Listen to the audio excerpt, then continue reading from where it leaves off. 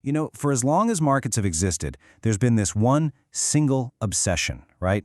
It's the quest to beat them, to find some kind of edge, a pattern, a system that just works. Well, today, we're diving into a really fascinating academic paper that lays out a blueprint for a strategy that's designed to do exactly that. And we're not talking over years or months, we're talking about doing it every single day. So let's take a look at how they pulled it off. And it all starts with a fundamental law of the universe, something you probably learned in high school, right? An object in motion tends to stay in motion. We call that momentum. And sure, it's a huge force in physics, but the researchers behind this paper had a really simple question. Could this same exact force be one of the most powerful and maybe one of the most profitable in the entire world of finance? And yeah, that is the multi-trillion-dollar question, isn't it? I mean, it's one thing to spot a trend that lasts for months, but can you really harness momentum inside a single trading day? You know, from the opening bell to the close? That's the huge challenge these researchers decided to tackle. All right, so let's dig into the core problem here. And it's something every single day trader has to deal with. Before you can find a real trend, you've got to somehow navigate this ocean of just pure randomness. I mean, just think about it. You look at a chart of the S&P 500, the SPY ETF, on any given day, and what do you see? It's just constantly wiggling up and down, right? The thing is, most of that movement is totally meaningless. It's just market noise. So the real challenge, the puzzle, is figuring out how to tune out all that chatter and listen for that one single signal that tells you a real, tradable trend has finally kicked off. So, to solve this puzzle, the researchers came up with this really clever innovation they call the noise area. And the best way to think about it is like a river. On any normal day, the water just flows between the riverbanks, right? That's all your normal price movement, the noise. But what happens when the water level rises and it breaks through those banks? Well, then you've got a flood, and that is your potential trend. So what these researchers did is they figured out a way to mathematically define those riverbanks for the stock market. So here's the basic idea of how they built it. First, they looked at every single minute of the trading day. And for each minute, they went back over the last 14 days and figured out the average price move for that specific minute. Then, they used all those averages to create a dynamic upper and lower boundary, our riverbanks, that surround the opening price for the day. If the price breaks out of that zone, boom, the strategy jumps in. It's really simple, pretty elegant, and it's based completely on the data. So, the big question is, did this brilliant idea actually work right out of the box? Well, the researchers ran the numbers. They tested this base model from 2007 all the way to 2024, and the results, well, let's just say they weren't quite the home run they were hoping for.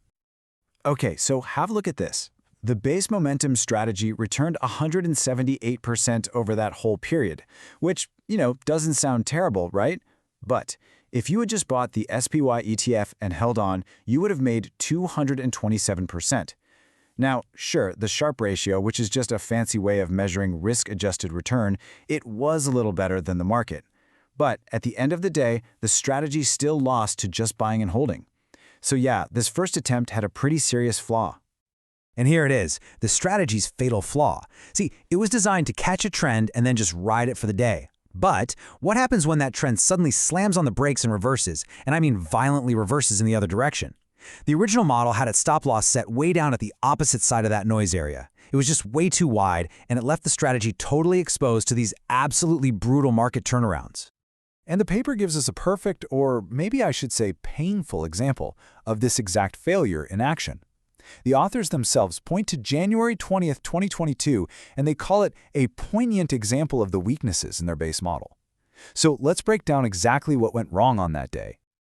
Okay, so here's the play-by-play. The market just rockets up in the morning, right? It breaks out above the noise area, and bam, the strategy goes long. For a few hours, everything's looking great. And then 2 p.m. hits, and the floor just completely falls out. The market does a 180 and just plummets. But because that stop loss was so ridiculously wide, the strategy just held on and on and on, all the way to the close, finally getting stopped out for a massive 2.19% loss on a single day. Ouch. Now, a failure like that could absolutely kill a strategy for good.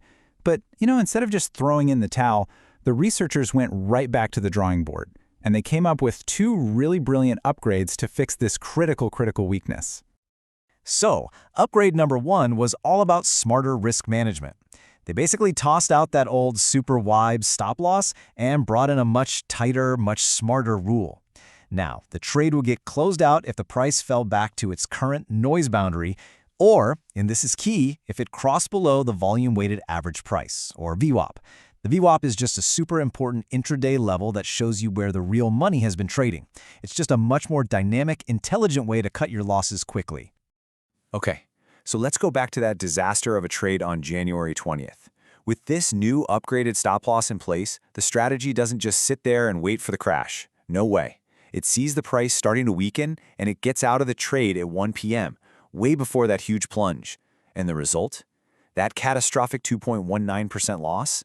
It turns into a simple break-even trade. I mean, that is a total game changer. But they weren't done. Upgrade number 2 tackled another huge piece of the puzzle: how much money you bet on each trade. So instead of risking the same amount every single day, they built a system that adjusts the trade size based on how volatile the market has been lately. The idea is really simple: trade smaller when things are crazy and choppy, and trade a little bigger when the market is calm. Here's how that dynamic sizing works. The goal is to aim for the same amount of portfolio risk every single day, let's say 2%. So if the market's recent volatility has been really high, like 4%, you just cut your position size in half. Simple. But if the market's been super calm, maybe with only 1% volatility, you can actually use leverage to double your exposure. It's all capped at a maximum of 4 times leverage, but it's a really systematic way to try and smooth out your returns and keep your risk under control. Okay, so let's recap. We've got the core idea, that noise area, and then we have 2 absolutely critical upgrades, that much tighter stop loss and the dynamic position sizing. So, what happens when you put the whole package together? Well, my friends, this is where things get really, really exciting. Honestly, the results just speak for themselves. Remember, just buying and holding the market got you about 7.2% a year. The original, flawed strategy was even worse, at 6.2%. But the final, fully upgraded strategy, a jaw-dropping 19.6% annualized return. That's not just a little better. That is dramatic, undeniable outperformance. And when you calm down that over the entire 17-year backtest, you get a total return of 1,985%. Just compare that for a second to the 227% you'd get from just buying and holding. Let that number sink in for a minute. 1,985%. And look, it wasn't just about the crazy returns. This is the final Sharpe ratio. And again, that just tells you how much bang you got for your buck, risk-wise. The market Sharpe was 0.45. This strategy, 1.33. That means it generated nearly 3 times the return for every single unit of risk it took on. That's incredible efficiency. This final table really puts it all into perspective. I mean, the total return and the Sharpe ratio are just miles ahead, obviously. But look at that last row, the max drawdown. That's the biggest hit your portfolio takes from a high point. For a buy and hold investor, that was a gut-wrenching 56% loss during the 2008 crisis. For this strategy, it was less than half of that, just 25%.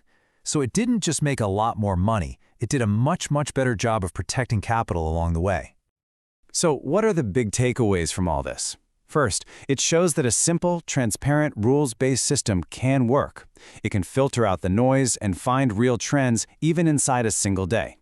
Second, and this is probably the most important lesson, smart risk management is everything. It's what turned a mediocre idea into a spectacular one. And finally, get this. The strategy actually did its best work during times of high volatility and market chaos. It seemed to thrive when everyone else was panicking. And here's maybe the most crucial part. The researchers didn't just test this on the S&P 500. They ran the same logic on dozens of other things, other ETFs, individual stocks, even a big portfolio of 33 different global futures markets. And the results held up, pretty much across the board. That suggests this isn't just some random fluke. It might be a genuinely robust phenomenon in the markets. And all of this leaves us with one final, really fascinating question. You know, for decades, we've been told that the market is mostly efficient, that it's random. But if a completely transparent, straightforward set of rules like this can produce these kinds of incredible results, well, it really makes you wonder, doesn't it? What other profitable patterns are still out there, just hiding in plain sight, waiting for someone to find them?